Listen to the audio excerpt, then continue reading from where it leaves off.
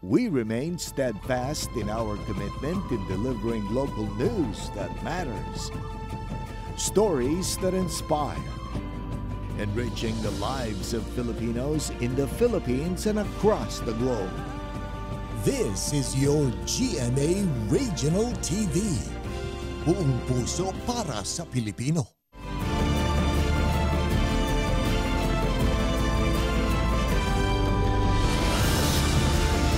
Ito ang GMA Regional TV 1 North Central Luzon.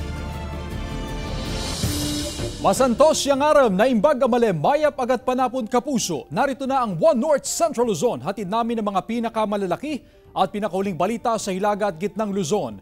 Live mula rito sa GMA Dagupan Station, ako po si Chris Zuniga. Patay ang 20 anyos na buntis matapos mabundol ng SUV ang sinasakyan nitong motorsiklo sa Mangaldan, Pangasinan. Nakatutok si Claire Lacanilaw. Hindi sukat akalain ng amang si Leo B.I. na sa isang iglap ay mawawalan siya ng anak at apo. Nasawi ang 20 anyos na si Riza May B.I. matapos mabangga ng SUV ang sinasakyang motorsiklo sa bahagi ng Barangay Bari, Mangaldan, Pangasinan. Nagdadalang tao si Riza May. Critical sa ospital ang kinakasama ni Riza May na si Linwell Prestoza. Nakasama niya noong mangyari ang aksidente. Hustisya ang panawagan ng naiwang kaanak ng biktima. Siya ba sunagawa siya anak mo? Ang mapapa. Huwag mo siyang patulugin hanggang hindi siya sumusuko. Gabayan mo sana kami na naiwan mo. Ako, imama mo sa kayong mga kapatid mo. At sa kayong pamangkin mo na lagi mong kasama tuwing umaga na binibilan mo siya ng pagkain. Miss na kita na. Itong motor siklo po na sinasakyan ng mga biktima ililiko po doon sa may barangay Bari. Nung naka-stop sila doon, mabilis itong Montero na dumaan doon. Sa bilis ng nila, hindi na siguro napansin itong dalawa na liliko ng kaliwa kaya nahagip niya doon sa likod. Pinaghahanap na ng pulisya ang driver ng SUV na umano'y tumakas matapos ang insidente. Paalala ng pulisya na maging maingat sa pagmamaneho upang makaiwas sa kahalintulad na aksidente. Nakikiusap kami doon sa driver po ng sakyan na nakabangga po sa dalawa. Maaari po pumunta na po dito sa station kasi nakita naman po namin yung sasakyan. Possible na ma-identify namin din kung sino yung may-ari ng sasakyan. Kasama si Henry Dominsil, Claire Lacanilaw, 1 North Central Luzon. Sa Dagupan City, patay ang junk shop owner ng pagbabarilin habang nagpapahinga sa duyan. Narito ang report. Nasawi sa pamamaril ang junk shop owner na si Nestor Villanueva sa Barangay Lucao, Dagupan City. Nagpapahinga sa kanyang duyan ang biktima ng pagbabarilin ng gunman sa likuran. Naglakad itong suspect natin na on foot lang siya nung binaril itong ating biktima. Kita namin sa CCTV na may kasama pala siya na nag-aantay which is adjacent doon sa pinangyarihan ng insidente. Tumakas ang mga sospek sakay ng motorsiklo matapos ang krimen. Ayon sa pulisya, posibleng may kaugnayan sa trabaho ng biktima ang motibo sa krimen. Dalawa yung angle na tinitignan natin dito, no? It's either sa kanyang business, kasi itong victim natin ay may-ari po ng junk shop, no? Engaged din itong victim natin sa lending. Nakaburol ang biktima sa isang punerarya sa lungsod. Pinayagan ng mga nagbabantay ang news team na kumuha ng video sa burol. Pero wala noon sa lugar ang kapatid ng biktima na siya lamang daw pwedeng magsalita mula sa magkakamag-anak. Sinisikap ng news team na makuhanan ng pahayag ang kaanak ng biktima. Kasama si Jing Dakanay, Joan Punsoy, 1 North Central Luzon. Sa ikasampung sunod na pagkakataon, muling sisipa ang presyo ng produktong petrolyo epektibo bukas September 12. Sisirit ng 30 hanggang 60 centavos ang presyo ng kada litro ng diesel. 10 hanggang 40 centavos naman ang itataas sa kada litro ng gasolina at may dagdag din na 20 hanggang 50 centavos sa kada litro ng kerosene. Sa kabuuan na sa 14 pesos na ang itinaas ang kada litro ng diesel. Mahigit 9 pesos naman sa gasolina at 13 pesos sa kerosene o gaas.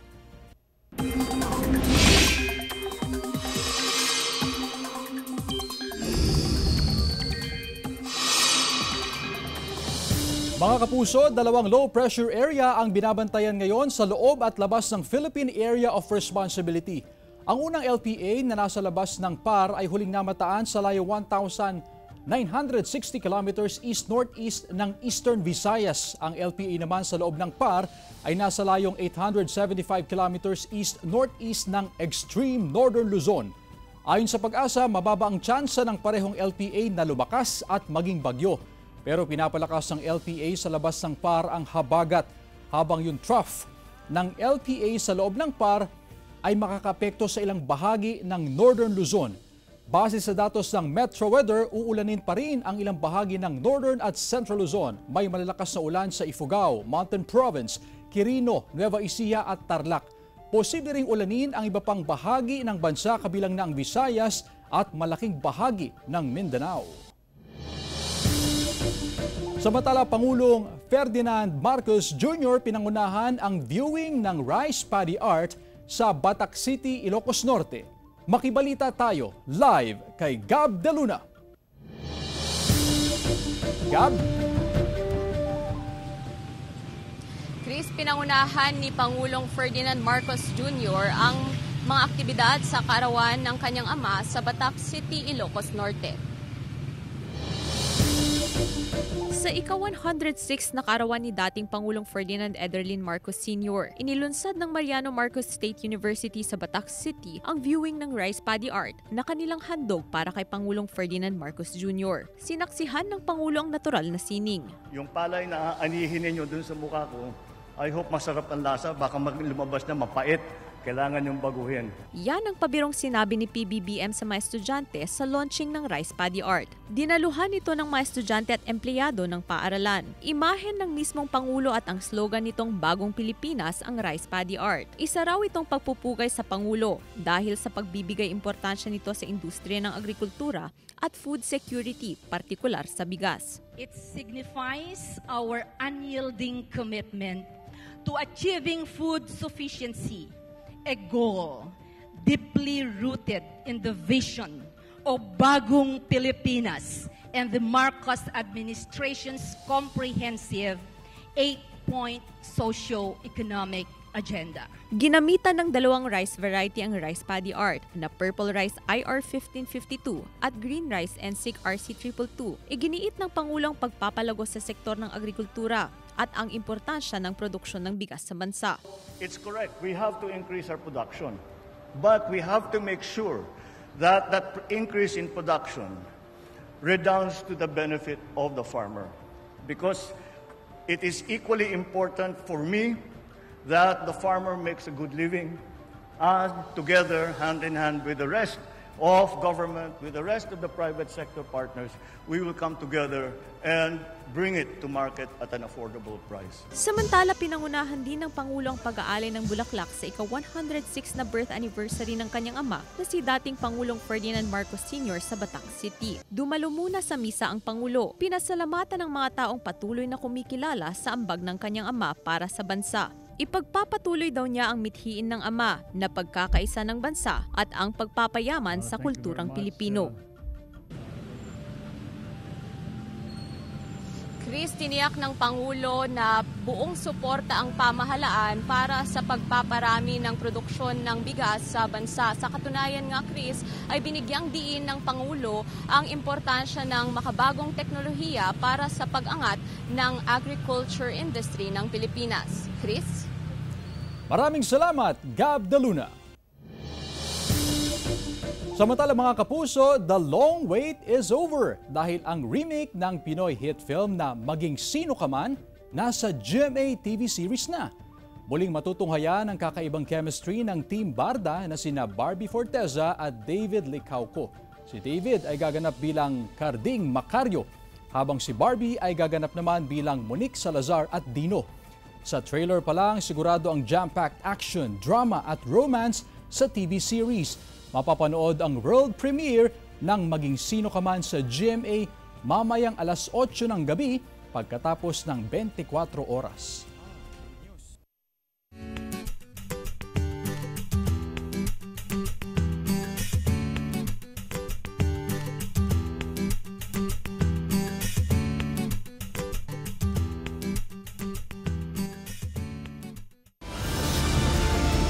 Ito ang GMA Regional TV 1 North Central Luzon.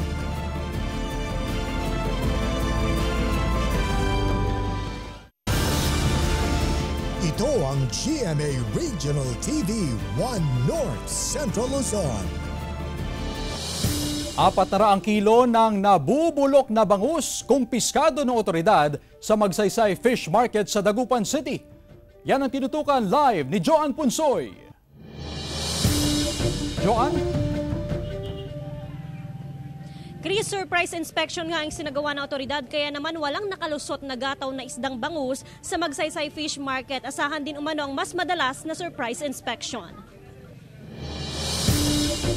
Nakumpiska ng otoridad ang 400 kilong gataw o nabubulok na bangus sa Magsaysay Fish Market sa Dagupan City. Resulta ito ng spot inspection ng City Agriculture Office, katuwa ang Market Office, City Health Office at Task Force Anti-Littering. 10 kahon na naglalaman ng tig-40 kilong nabubulok na bangus ang nasabat. Hindi na sariwa yung isda. Nagpapakita na ito ng mga signs ng decomposition. So hindi na base doon sa naging assessment ng ating mga kasamahan from the Sanitation Division, hindi na ito safe para kainin pa ng tao. Ayon sa City Agriculture Office, mula sa isang bayan sa Western Pangasinan ang nabubulok na bangus at ibebenta raw sana ito sa mas murang halaga. Hinahanap natin yung tinatawag na auxiliary invoice na ini-issue ng ating mga municipal agriculture offices din. Sa auxiliary invoice kasi sinasabi doon na yung ating isda na tinatransport ay nahuli sa tamang pamamaraan at the same time safe for human consumption. Apektado umano ang mga tendera ng bangus sa Magsaysay Fish Market.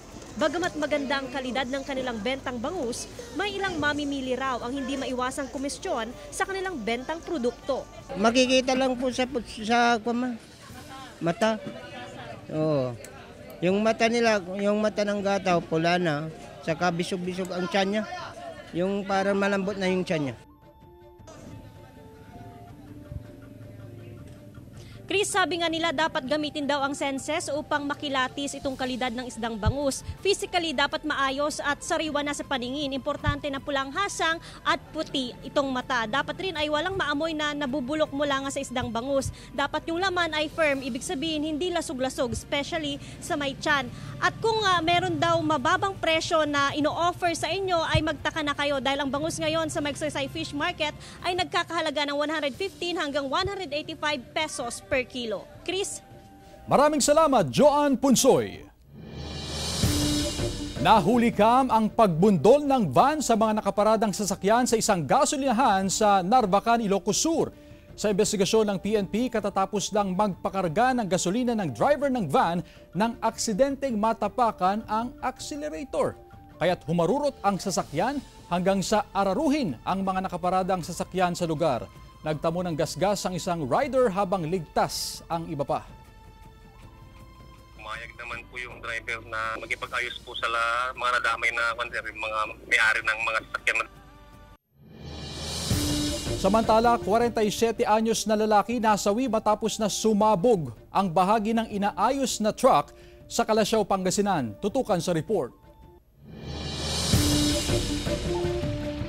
Nasawi ang 47 anyos na lalaki matapos sumabog ang inaayos na truck sa Barangay Banawang, Kalasyaw, Pangasinan. Sugatan naman ng isa pa na kasama niyang nag-aayos ng truck.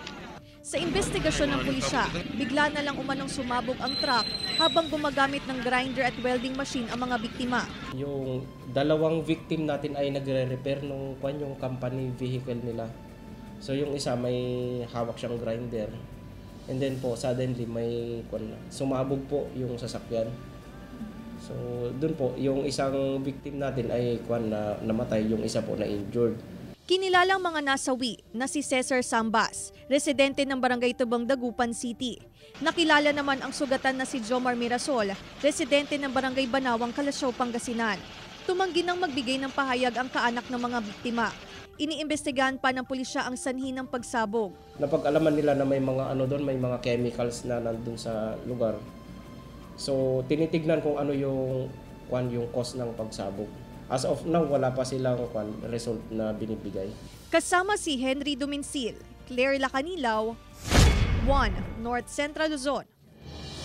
Nasunog ang isang poultry farm sa barangay Salian, Abukay, Bataan. Sa paunang investigasyon ng BFP, nagsimula ang sunog sa kisame ng poultry farm.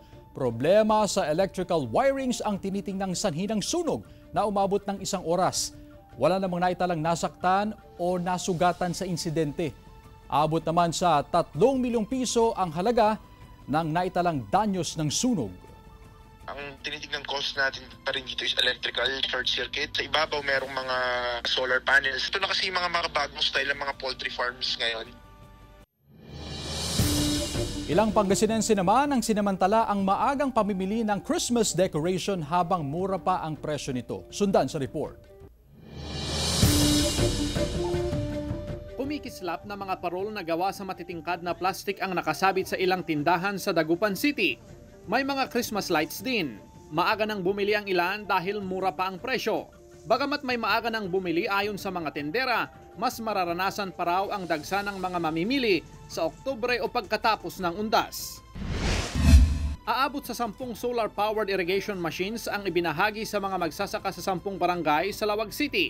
Layon nitong matulungan ang mga magsasaka upang makatipid sa gastos sa krudong ginagamit sa fuel irrigation machines. Kaya nitong mapatubigan ang hanggang 2,000 square meters na palayan o sakahan kumpara sa fuel-driven irrigation machine na 800 square meters lamang. Sugatan ng isang rider matapos sumalpok sa garong na patawid sa National Highway na bahagi ng Barangay Santa Monica, Magsingal, Ilocos. Sa investigasyon ng pulisya, hindi umano nakita ng driver ng garong ang paparating na rider dahil sa nakaparadang kotse sa gilid ng kalsada. Sa datos ng Ilocos Police Provincial Office, 300 na ang naitalang aksidente sa kalsada mula January hanggang August ngayong taon. Breves Bulsaw, 1 North Central Luzon. Mga kapuso, isa na namang panibagong atraksyon sa Baguio City ang binuksan sa publiko ng lokal na pamahalaan. Ito ang Reflection Pool Fountain na makikita sa Upper Wright Park sa lungsod. May enjoy ang mga nakamamanghang ilaw na sinasabayan pa ng saliw ng musika habang namamasyal sa parke. Tiyak na isa na naman ang dancing fountain sa mga dadagsain at kagigiliwan hindi lang ng mga residente kundi lalo na ng mga turista.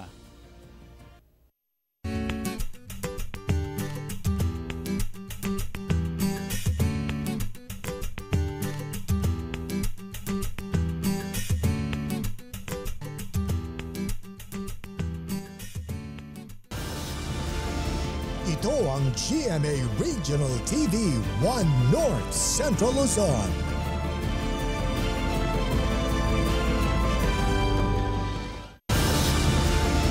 Ito ang GMA Regional TV 1 North Central Luzon. Rice retailer sa Makong Market sa Dagupan City wala na raw makuhang supply ng regular at well-milled rice. Ang detalye sa report.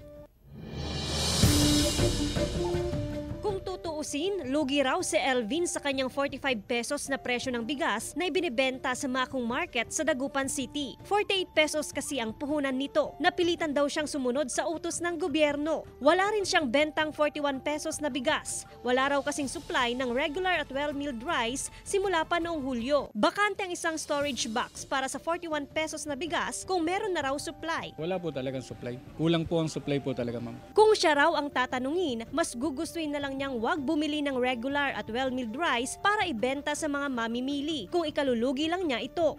Pagka po talaga ipupus nila na magbenta kami, wala po kami magagawa. Siyempre ma'am, sino po bang negosyante ang gustong malugi?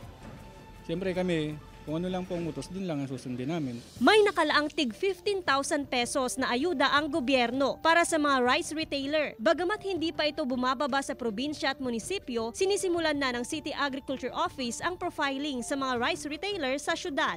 Yun po, inaantay namin yung official na communication na mga galing po sa mga concerned agencies kung paano po ba ipapatupad yung mga sinasabi po natin na mga assistance para sa ating mga rice retailers. Kasama si Jing Dakanay, Joan Punsoy, 1 North Central Luzon. Arestado sa magkakasunod na operasyon ng PNP sa San Leonardo, Nueva Ecija ang umano'y 2 tulak ng ilegal na droga at isang itinuturong karnaper. Nakilala ang mga nahuli na sila Brian Pineda, Romeo Lucban at Cornelio Bernardino. Nahulihan ng halos 3 gramo ng shabu, baril at mga bala ang isa sa mga sospek. Wala pang pahayag ang mga naaresto na kasalukuyang nakapiit sa himpilan ng San Leonardo Police.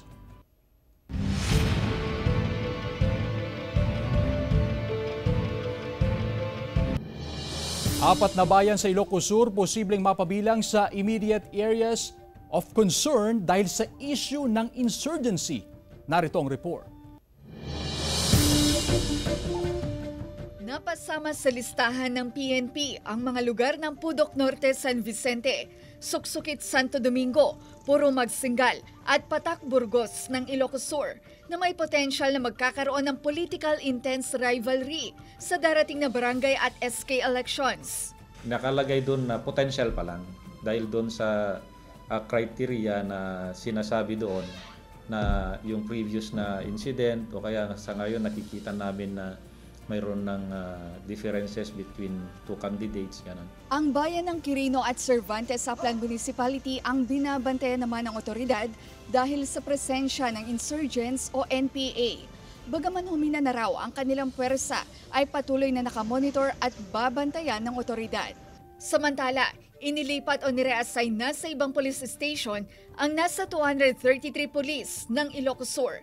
Hakbang ito para sa barangay and SK elections. Kinonsider namin yung requirement doon sa COMELEC Resolution number 10918 na hanggang 4th civil degree yung affected na personnel natin.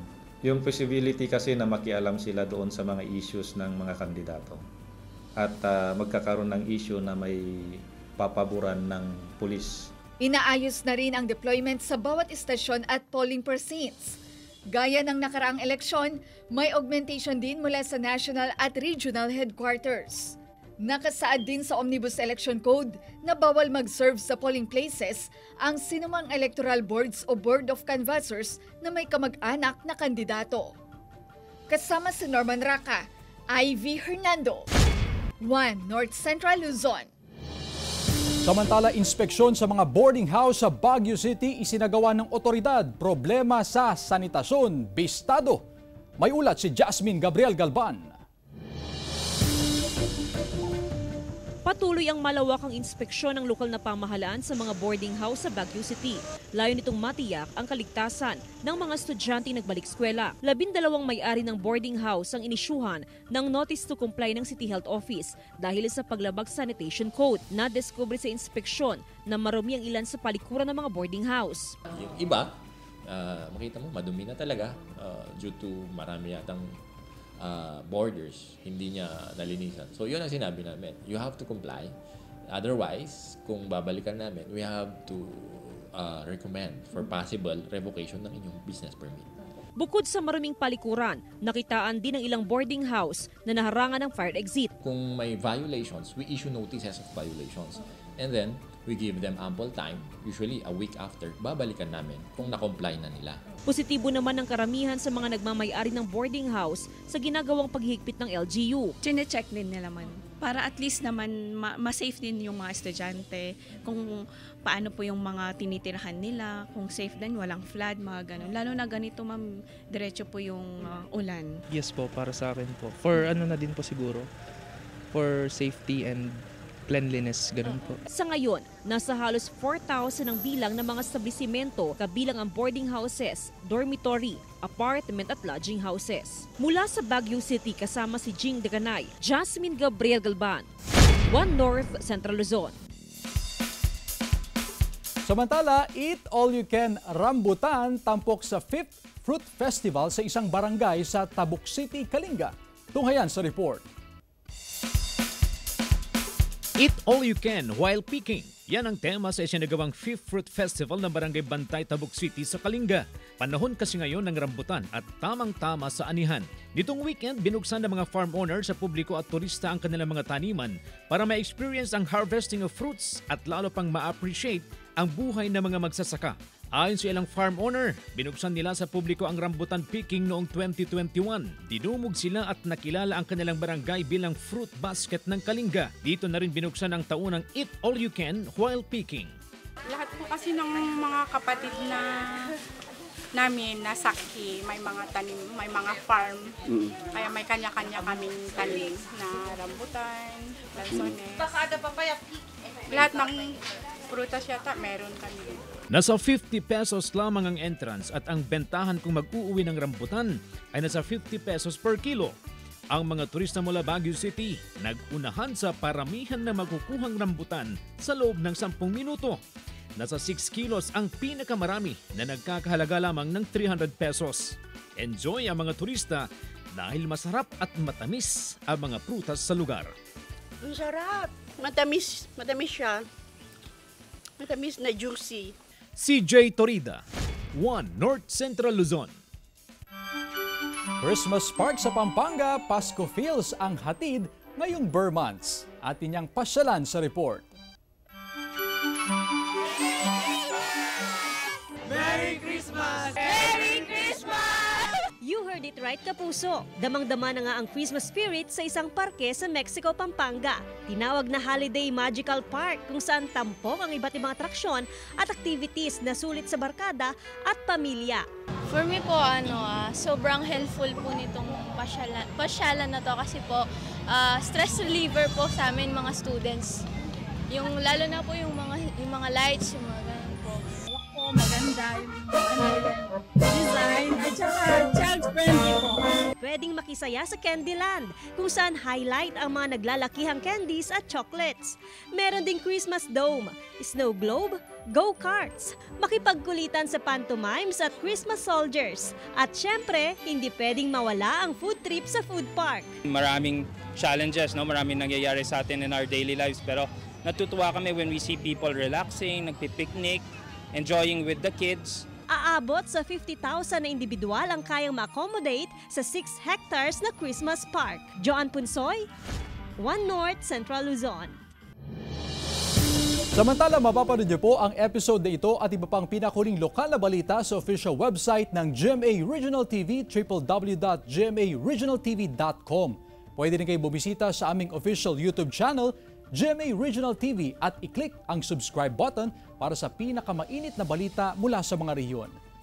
Nais naming pasalamatan ang mga kapuso sa Hilaga at Gitnang Luzon, maging ang mga kapuso natin abroad. Dahil sa GMA Regional TV, local news matters.